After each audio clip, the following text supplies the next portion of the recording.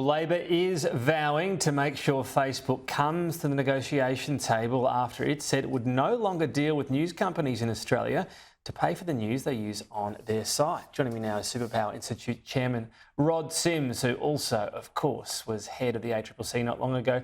Thank you for your time. What did you make, first of all, of this move? Because Facebook, in its statement, said, well, we're just stopping the news tab and therefore we'll stop paying for the news. But it doesn't mean they won't use news in Australia. Was this strategy ever viable? Did they really think the government would go, OK, no worries? Oh, I'm sure they're expecting a reaction from the government.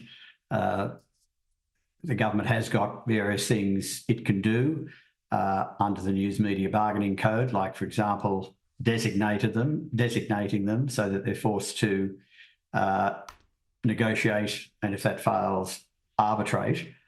I guess the key point is the one you've made, which is that the Facebook algorithms control what news you see on your feed. They control what news might appear on the Facebook News tab, and they control really how much priority is given to links that you post. So they're really in control of what you're seeing. And I guess the rationale that is being given is that our users aren't very interested in news. Well, it's hard to know whether that's true or not. It could just be that Facebook is decreasing their prioritization so it can justify not paying for the content. Right, exactly. So slowly turning off the tap, as it's been described, on how much people see. I think one of the interesting things is people will say, look, it's a free market. Facebook, if it wants, even if it did something like turning off the tap altogether and it said, we just won't show news anymore, what Facebook's done over a long period of time as a company is hoover up a lot of people that go to it straight away, and it's ended up being a lot of people's default for looking at news. If you turn off official news then, suddenly people aren't getting trusted news, and who knows what's getting out there. So do you think it's fair to say there's a responsibility on the company, Meta, as well? I think there is a responsibility on the company. I mean, let's just understand what they're doing here. They've invented a clever business model which takes the content of other people, and in this case we're talking about news media, and gets people looking at their website or their app, gets their attention, and then they sell advertising against it. What's going on here is they don't actually want to pay the people who create the content anything for that content. They want to keep all the profits for themselves.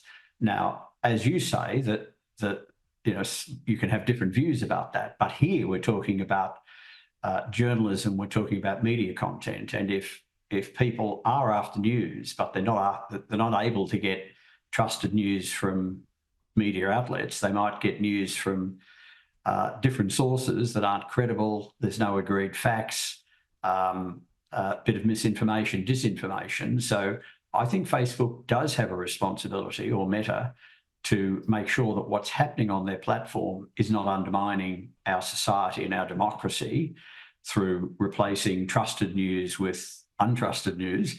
And if they're not going to do it, then I think the government needs to look at all options to see what it can do.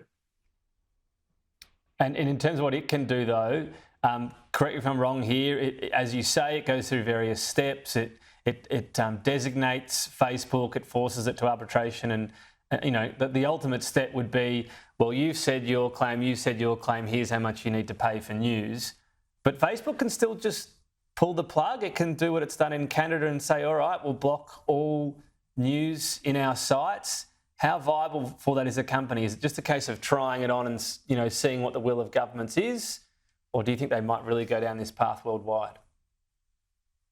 As you've said, they've done it in Canada. So the only two countries that are really requiring effectively payment for content are Australia and Canada, who copied the Australian model, not completely, but largely. We were the inspiration for their model. To avoid, so in Canada, they were automatically designated. And so their response has been to take all news off their platform. So you just can't see news on your feed. You can't see a news item and try and post it to a friend. So yes, there's no news at all. Now, what effect that's having on the attractiveness of their websites, probably too early, or their app is too early to tell. But I think if they do that, that really is damaging to the country within which they reside. And they need to think carefully about that. I mean, you can't, I know this is a very bad analogy, but you can't go into a country and set up a production plant that causes excessive pollution. And I think there's an issue here where you set up a free service, you attract people to it. You're not providing news, let's be clear, right? Meta and Facebook, they're not replacing news, they're just ignoring news, right? So yeah, we have to weigh up the effect that has on our society and our democracy and see whether we're comfortable with coming into our market and running a business system that doesn't allow trusted news on it. And I think there is a case for a government response to that. Yeah, and then, I mean, the other analogy is sort of a version of what Uber's done in countries, you know, comes in, great, everything's cheap for a while, then the competitor disappears in taxis or shrinks, and then guess what, the prices go up. Rod, got to leave it there. Appreciate your time today. Thank you. Thank you very much.